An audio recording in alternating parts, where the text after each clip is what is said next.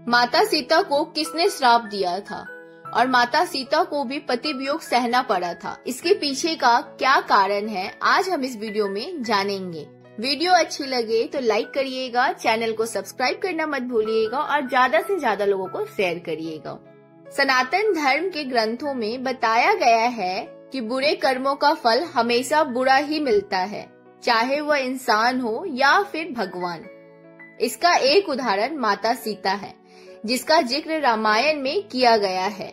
दरअसल रामायण कई भाषाओं में लिखी गई है। अलग अलग रामायण में कई तरह के कथाएं मिलती हैं, जिनसे कई लोग परिचित नहीं हैं। इस कथा के अनुसार माता सीता को एक तोते का श्राप मिला था, जिसकी वजह से उनको भगवान राम से अलग रहना पड़ा। पहले माता सीता को वनवास के दौरान रावण अपहरण कर लेता है और उसका वध करने के बाद माता सीता के साथ भगवान राम की अयोध्या में वापसी होती है। फिर धोबी की वजह से माता सीता को अलग रहना पड़ता है। हम सबके सामने ये सवाल उठता है कि राम तो भगवान है, फिर वह अपनी पत्नी से अलग क्यों रहे।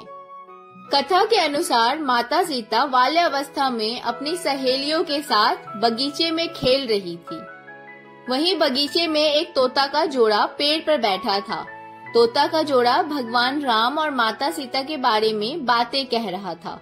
उनकी बातों को सुनकर माता सीता का ध्यान उन पर गया। उनमें से मादा तोता बोल रही थी कि अयोध्या के राजकुमार राम काफी प्रतापी राजा होंगे, उनसे माता सीता का विवाह होगा। तोते के मुंह से राम का नाम सुनकर माता सीता अचंभित हो गई।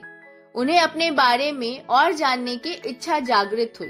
अपनी सखियों से कहकर दोनों पक्षियों को पकड़ लिया। फिर उन दोनों को पुचकार कर पूछा कि भविष्य के बारे में इतना ज्ञान कहाँ से प्राप्त हुआ। तब पक्षियों ने बताया कि इससे पहले हम महर्षि वाल्मीकि के आश्रम में रहते थे, जहाँ हर रोज राम और सीता के जीवन के बारे में बताया जाता है। इसलिए उनको दोनों के बारे में हर चीज कंठस्थ याद हो गई है। सीता जी ने पंछियों से कहा कि जिस जनक पुत्री सीता की तुम लोग बात कर रहे हो वो मैं ही हूँ। मुझे मेरे और राम के बारे में और भी बातें जाननी हैं। तब नर तोता ने कहा कि हे सीता, आपका विवाह अयोध्या के राजा दशरथ के ज्येष्ठ पुत्र राम के साथ आपका विवाह होगा और आपकी जोड़ी तीनों लोकों में सबसे अद्भुत होगी। सीता जी सवाल पूछती रहीं और दोनों तोता जवाब देते रहे। सीता जी ने कहा कि जब तक मेरा विवाह नहीं हो जाता तुम दोनों मेरे साथ राजमहल में रहोगे और तुम्हें वहाँ सारी सुख सुविधाएं मिलेंगी। सीता जी की बात सुनकर तोता का जोड़ा घबरा गया। तब नर तोता ने कहा, हे जनक पुत्री, हम गगन के पंछी हैं, इसलिए पिंजरे में बंद रहकर हम जीवित नहीं रह पाएंगे, इसलिए हमको आजाद कर दीजिए। तोते ने इसके लिए बहुत याचना की। तब सीता जी ने नर तोता को छोड़ दिया, लेकिन मादा तोता को नहीं छोड़ा और कहा कि यह मेरे साथ रहेगी। नर तोता ने कहा कि मेरी पत्नी गर्भवती है, इसलिए ऐसे समय पर उसको जाने दे।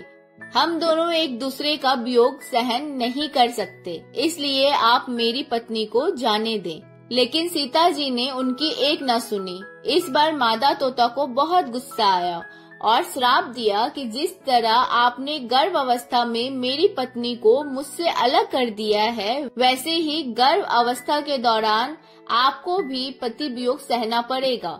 इतना कहते ही मादा तोता ने अपने प्राण त्याग दिए। मादा तोता के प्राण त्यागने के कुछ समय बाद नर तोता के पत्नी वियोग में प्राण चले गए। इससे माता सीता को बहुत दुख हुआ, लेकिन तब तक बहुत देर हो चुकी थी। बताया जाता है कि अगले जन्म में तोता वही धोबी था जिसने माता सीता के चरित्र पर उंगली उठाई थी, जिसके बाद भगवान राम ने सीता का गर्भ अवस्था के दौरान त्याग कर दिया। तब माता सीता महर्षि वाल्मीकि के आश्रम पहुंची और वहां उन्होंने लव कुश को जन्म दिया।